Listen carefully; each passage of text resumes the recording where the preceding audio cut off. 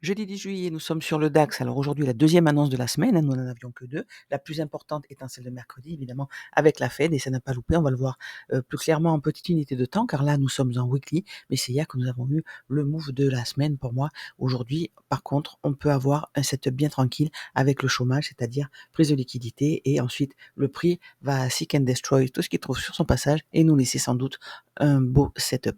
Actuellement, le prix navigue au-dessus du plus haut ancien ici. La bougie n'est pas clôturée, ce n'est pas validé, ce n'est pas officiellement un BOS. Si le prix clôture en dessous de ce niveau-là, il va nous falloir ensuite une confirmation parce que jusqu'à confirmation, ça sera une prise de liquidité. Je vous rappelle que nous avions cette imbalance baissière qui a été inversée et rien d'autre pour le moment à nous mettre sous la dent.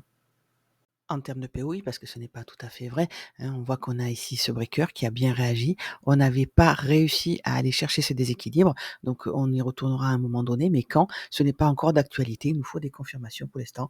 High, low, high, high, nous sommes toujours haussiers. Donc ici, ce n'est pas validé encore en weekly, en H4, ça va l'être beaucoup plus précisément. Que sont ces deux traits-là? Ce sont les projections high low qui a été, on l'avait tracé par avance au cas où la bougie clôture au-dessus. Donc on anticipe un petit peu ces niveaux de projection qui nous intéressent. C'est-à-dire que c'est le premier ici où on prendra des partiels, où on va peut-être surveiller un reversal ou un retracement important, et celui-ci qui est aussi un TP très très très positif, celui que j'attends vraiment avec impatience. Impatience n'est pas vraiment le mot. Ce que je veux voir, c'est si tout se vérifie encore une fois. C'est-à-dire que si la bougie weekly clôture au-dessus de ce niveau, je vais attendre un accès à ce niveau-là avec un retracement sur mon market size pour aller ensuite chercher le 1,6. Maintenant, si on n'arrive pas à atteindre ce niveau, mais on va sans doute avoir un reversal ou un retracement important sur ces niveaux-là. Donc nous sommes en weekly, nous sommes jeudi, il reste 2 jours à cette bougie avec une opportunité sans doute cet après-midi avec cette annonce de 14h30. H4, programme vendeur, programme acheteur, donc nous avons nos modèles de teneur de marché avec nos ranges de continuation, aussi bien ici à la baisse qu'ici à la hausse, et c'est le niveau sur lequel j'ai tracé mon fameux Fibo tout à l'heure avec, c'est le Fibo d'origine, ce n'est pas celui d'ICT, ça c'est une vieille habitude parce que je le traçais comme ça avant de connaître ICT, mais vous pouvez aussi, le principal c'est de se tenir à ce qu'on fait d'habitude et de vous faire vos statistiques.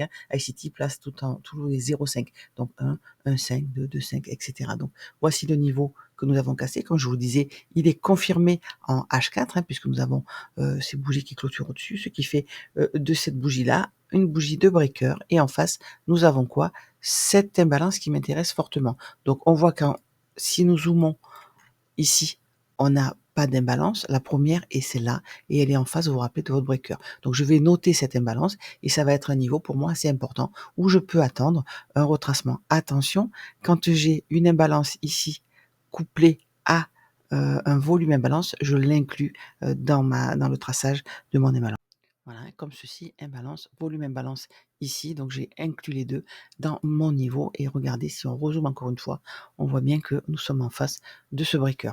Donc ce que nous allons regarder, c'est notre semaine de trading, avec, elle est ici, avec lundi ce gap, ce new week open gap en gris, et ensuite en bleu ce sont les new day open gap, avec ce niveau que nous avons cassé. Regardez, moi j'aime bien quand le prix fait ça. On a un niveau ici qui devrait, si nous shortions, se comporter comme un order block baissier, et à ce niveau-là, on le casse à la hausse, et regardez comment on le retrace, et le prix nous donne une entrée. Ici, c'est sur le New Week Open Gap d'une semaine précédente. Donc ça, c'est des niveaux très importants. Cette imbalance H4 à la baisse a été entièrement fermée, mais une première fois, on va chercher ce qui était à cette époque-là un order block baissier, et ensuite on ferme, on a des indications, et là c'était très joli, cet achat était très beau. Donc là, on a une réaction. En H4, on pourra se pencher à M15 et à M1 pour voir comment on aurait pu rentrer avec quelle était la macro de disponible et la kill zone à ce moment-là. Ça, je vous rappelle que c'était la journée de mardi. Très belle journée d'ailleurs. Voilà, et hier, avec cette impulsion, on s'y attendait. C'est une journée de FOMC, l'annonce la plus importante de la semaine. Donc je pense que ça va être le mouvement de la semaine, c'est-à-dire qu'on a une impulsion qui nous laisse une imbalance et qui, en même temps, casse l'ancien haut. Donc c'est une indication haussière, même si le prix latéralise. Vous savez que quand on a à ce niveau-là, qu'on a atteint le niveau qui nous intéresse, c'est-à-dire la liquidité au-dessus, le prix fait deux choses. Soit il s'appuie dessus, ce market pour continuer la hausse, soit on latéralise et puis là c'est seek and destroy, hein, on prend les hauts et les bas avant de partir, soit on va retracer assez fortement et c'est l'imbalance en dessous qui nous dit voilà, je la ferme à la baisse, je continue ou bien je réagis, j'ai mon setup en petite unité de temps. M15 à gauche, M1 à droite, et ça, c'est le fameux order block baissier qui aurait dû fonctionner pour un reversal. Regardez, on prend la liquidité immédiate. On va chercher notre order block à M15, je vous montre à gauche ici, hein. Et là, nous avons un choche baissier. Qu'est-ce qu'on demande à un order block? De nous renvoyer dans une imbalance, et c'est elle qui nous dit la suite des événements. Regardez ce que fait le prix. Il va chercher quoi? Cette imbalance, elle n'est pas n'importe où, hein.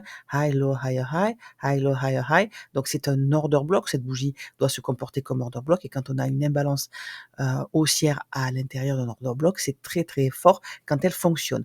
On va chercher son point médian et là, on n'arrive pas à clôturer au-dessus, hein. On va juste se reconnecter au market shift. On n'a pas d'imbalance, donc le prix aurait dû clôturer en dessous. Il n'y arrive pas. Que fait le prix pendant l'Asian? Il va nous faire ce fameux choche avec cette voilà, c'est ce niveau, hein, le haut du corps avec cette bougie-là qui est au-dessus. Donc là, c'est pendant l'Asian, ce n'est pas encore le moment, mais on sait qu'on veut aller chercher au moins cette liquidité ici et qu'on va surveiller évidemment si cet order block qui est devrait être mitigé, c'est-à-dire qu'on devrait aller chercher son point médian et ensuite le casser. On le mitige, on retrace et ensuite on le casse. C'est toujours comme ça. Regardez vos graphes, ne me croyez surtout pas sur parole. Et c'est pour ça qu'il nous faut au moins 2 unités de temps sous les yeux. Nous avons le M15 à gauche, hein, et on surveille ce que fait le prix avec le corps, avec les mèches, hein. Les mèches font les dégâts, mais le corps nous raconte l'histoire. On regarde où clôturent les bougies et à droite, nous avons le M1 avec nos macros. Ici, j'ai mis des verticales. C'est l'open de 8h30 et là, c'est de midi à 13h de Paris, le déjeuner à Europe. Pourquoi c'est ça qui nous intéresse? C'est parce que nous sommes sur le DAX. En violet à gauche en M15, c'est la lunchbox, mais de New York qui nous intéresse un petit peu plus, même si elle est très valable sur le DAX aussi, mais ça, je le trade un peu différemment sur les US, hein. Sur des indices américains, je veux qu'on prenne le high and low, et en général, c'est ce qui se passe, même si ce n'est que le lendemain. C'est très, je vous conseille de surveiller ça aussi. Bref, nous sommes sur le DAX et nous sommes dans notre journée où nous surveillons, nous voulons que cet order block H4 soit mitigé et soit cassé pour confirmer un mouvement haussier qui s'en suivrait. Donc, à l'open, ici, on vient prendre cette liquidité sous la forme du plus haut de la veille, du plus haut de la kill zone de New York, et en même temps, on vient mitiger notre order block H4 ici. Ce retracement nous donne un choc baissier parfait. Je vous rappelle qu'on avait cette ouverture de journée, mais qui était très grande avec tous ces niveaux, le point médian, le quart supérieur et le quart inférieur. Donc les New Day Open Gap sont faits pour être retracés, sauf s'ils font plus de 60 points. Donc celle-ci en fait 80, vous viendra la fermer sans doute plus tard, mais quand c'est comme ça, on surveille évidemment le premier quart et surtout son point médian. Très souvent, on va chercher le point médian quand ce sont des grandes comme ça et on part à la hausse. Le prix ne l'a pas fait, on était donc haussier et on surveille toujours notre order block ici qui a été mitigé. Macro pré-open, macro de l'open, et souvent c'est dans cette trend-là qu'on trouve le setup, une entrée en scalping si on n'est pas sur des niveaux de très long terme pour le mouvement de London. Le mouvement de London évidemment, même s'il ne s'arrête à 10h, on va pouvoir trouver toujours une entrée entre le high and low créé dans ces 2 macros ici. Donc je vous rappelle que vous avez les horaires des macros dans l'onglet à retenir sur le Discord et que c'est toujours gratuit. C'est là qu'on suit à pas le price action au moment où on cherche une entrée, c'est-à-dire qu'on a un high and low ici et qu'on cherche une entrée longue parce que nous sommes évidemment haussiers et qu'on veut mitiger. On a déjà mitigé l'order block, attention, et on a déjà réagi dans l'imbalance M15. Attention, on a le M15 et le M1 sous les yeux et le weekly et le H4 sur un autre écran, même si c'est sur un vieux téléphone qui ne marche qu'avec la Wi-Fi de votre maison. Il vous faut ces 4 unités de temps sous les yeux pour vous situer, pour avoir confiance dans votre setup. Cette première donc macro nous donne ce high and low et là nous prenons cette liquidité, c'est pendant cette macro-là, hein, donc celle qui suit, la trend qui nous intéresse, que nous avons une entrée. On a tout, on a une prise de liquidité, on a une inversion d'imbalance, on a un breaker ici, puisque on a ce high qui a été cassé à la hausse. En M15, on peut surveiller, cette bougie, on veut qu'elle se comporte, que le corps de cette bougie se comporte comme un breaker et regardez, elle tient bien, hein, même jusqu'à, après la lunch. C'est tant qu'elle est pas cassée à la baisse, on n'a aucune raison de se dire: «Voilà, c'est parti», puisque notre order block ici a été mitigé et au moment où on y revient, hein, à ce moment-là, on l'a vraiment traversé de part en part. Donc ça, c'est de la lecture approfondie, hein. Vous vous rappelez cet exercice qu'on a fait un petit moment pour voir ce que fait le prix pas à pas au moment où on veut rentrer. Donc cette imbalance d'inversion doit tenir. Mais à quel moment rentrer pour avoir un RR positif, un RR raisonnable et surtout un stop loss raisonnable en accord avec la taille de votre compte. Donc une fois qu'on a ce breaker ici, on se dit voilà, qu'est-ce qui s'est passé? Je veux que ces bougies baissières, ces 3 bougies baissières se comportent comme un order block haussier. C'est non négociable. C'est-à-dire qu'il nous renvoie dans une imbalance qui, elle, fonctionne. Et c'est ce qu'elle fait. Et vous voyez qu'on accumule tout ça au-dessus de ce niveau. Hein, on n'arrive pas à casser au-dessus. Nos POI d'inversion, que ce soit l'imbalance d'inversion ou le breaker, n'arrivent pas à tenir, on n'arrive pas à clôturer en dessous. Donc, pour une fois qu'on revient, la première fois, pardon, qu'on revient dans ce qui est ici, cet order block haussier avec cette imbalance, on veut que ça fonctionne. On voit que le prix sort, va chercher ce déséquilibre ici, ce volume imbalance, mais il n'arrive pas à clôturer en dessous. C'est cette imbalance ici qui fonctionne une première fois. On retourne dans ce volume imbalance. Vous voyez comme le prix ramasse tout avant de partir, il ne laisse rien au hasard, il fait ce qu'il a à faire. Il ne faut pas dire je ne comprends pas pourquoi le prix. Non, surveillez vos volumes imbalance, vos déséquilibres. Le prix va rééquilibrer et ensuite il va s'appuyer sur une liquidité, il va chercher une liquidité. Donc là, il va chercher ce déséquilibre et regardez, on n'arrive pas à clôturer en dessous. Cet order block ici, qui doit se comporter comme tel, du moins tient. Et là, on a ici, on casse à la hausse. Donc là, on a créé un volume imbalance haussier et là, un deuxième volume imbalance haussier. Qu'est-ce qu'on sait? On sait que le prix va aller chercher, mais que ça doit tenir. C'est un signe que nous sommes dans ce sens-là. Quand on crée comme ça des volumes imbalance, ici c'était à la baisse, ici c'était à la baisse, et d'un coup ça change. Je vous rappelle que quand les POI haussiers fonctionnent, tant qu'ils fonctionnent, nous sommes haussiers. Quand ils ne fonctionnent plus, attention, c'est souvent signe de reversal. Donc là, on a notre sens de la marche et si on rentre ici, on a des équales low en dessous, il faut mettre le stop sur la liquidité créée. Celle-là, high, low, higher, high. La liquidité disponible est ici. Donc on peut très bien aller chercher ces équales, mais ce bas doit tenir parce que ces bougies doivent se comporter comme un order block haussier. À ce moment-là, si on n'ose pas rentrer, parce que c'est la fin qu'ils zone et que je le comprends très bien, mais on va attendre. On dit voilà, on va retravailler les niveaux. On veut juste que cette bougie-là se comporte comme un order block haussier. High, low, higher high, on choche à la baisse. Et à ce moment-là, au moment où la bougie clôture ici, si on veut shorter, attention, on doit le faire de cette façon. C'est-à-dire, on revient dans cette imbalance ici, on met le stop au-dessus de la liquidité disponible, c'est-à-dire le haut de la trend, et en dessous, on va chercher quoi? On va chercher ce niveau-là, qui est le niveau d'order block où on veut que ça tienne, celui-ci. Mais vous voyez, on est à l'envers. Bon, là, on aurait eu un stop. C'est pour ça qu'il est toujours préférable de trader en tendance. Et la tendance, on l'a vu ici. On l'a vu quand on est travaillé le haut de cette macro sans réussir à aller chercher le bas avant ça, hein. On aurait ici un low, ça aurait pas été pareil. Admettons que cette bougie-là soit à ce niveau-là, mais notre short aurait pu avoir un TP ici.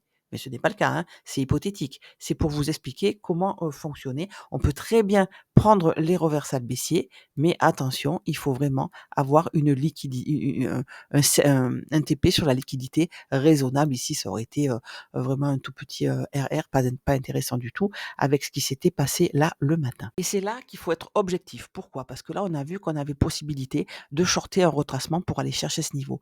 Regardez ce que fait le prix et à quel moment il nous donne le vrai, le mouvement qui était prenable. C'est-à-dire qu'on a une macro ici, celle qui suit le reversal baissier. C'était un reversal de retracement, on l'a vu, hein. On va chercher notre déséquilibre ici. On sort par le haut de notre New Week Open Gap, l'ancien qui était là, de ce qui est ici notre breaker avec cette bougie. On sort une première fois par le haut et le prix va chercher ce qui est devenu un order block.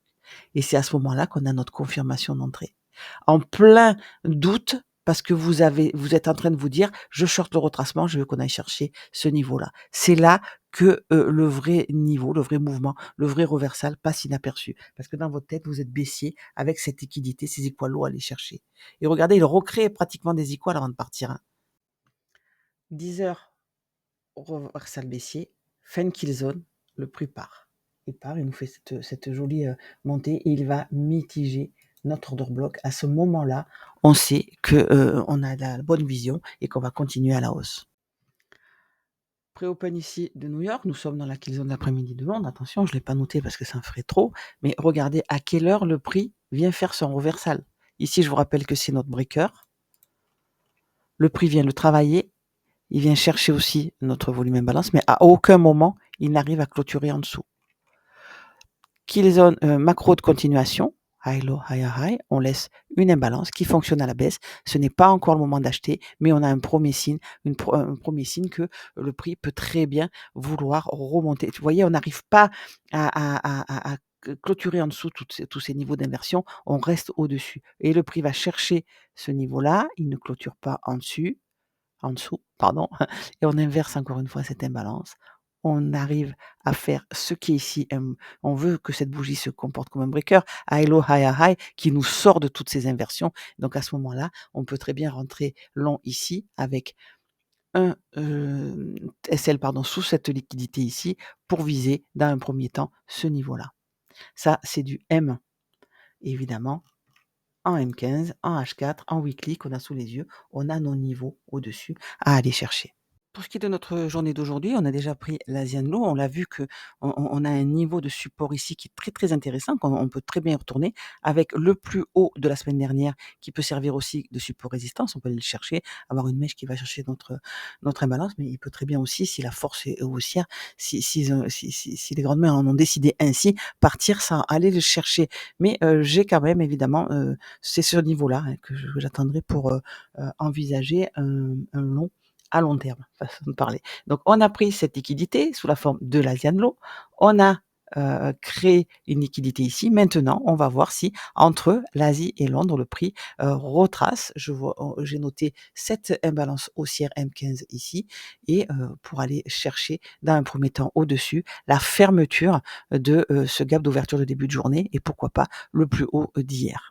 Je dis pourquoi pas, parce qu'encore une fois, j'aimerais bien qu'avant de poursuivre la hausse, pour aller chercher, vous vous rappelez, les niveaux notés au-dessus, les niveaux de projection, donc on n'a rien d'autre hein, au-dessus comme confluence que ça. Avant d'aller les chercher, j'aimerais bien qu'on redescende dans cette imbalance, acheter les lots. Vous le savez, c'est ce que j'aime faire et c'est comme ça qu'on peut avoir des RR intéressants. Donc première macro à droite en M1 ici, pré-open. La macro de l'open va commencer dans 3 minutes, elle va nous laisser une trend et c'est dans cette trend-là, entre cette macro et la suivante, que nous allons trouver le setup de la matinée de Londres, au moins pour la première partie. Donc vous l'avez compris, ce que je voudrais, c'est qu'on aille chercher ce niveau pour aller à la hausse. Ça va être mon plan du jour, mais pas n'importe comment. On a toujours raison trop tôt quand on prend des SL. Hein. À un moment donné, on va y aller. Donc c'est pas ça qui nous intéresse, c'est de savoir ce qui se passe pendant les macros. Si j'ai une trend haussière et qu'on redescend sur un POI, je vous rappelle qu'on a les open ici avec le Midnight Opening Range, hein, ce concept ICT qu'il a très détaillé cette année, qui est super intéressant.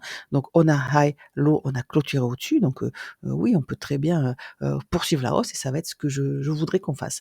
Donc je vais attendre la macro de l'open et je vais voir si j'ai un POI pour rentrer pendant la première partie de l'onde. Pourquoi je dis la première partie? Je vous rappelle qu'à 10h heure de Paris, très souvent, c'est le moment où on a un reversal, un fort retracement et quelque chose qui nous redonne, si nous sommes par exemple haussier, un prix d'achat en discount ou si nous sommes baissiers, un prix de vente en premium. Je vous retrouve sur le Discord. Bonne journée.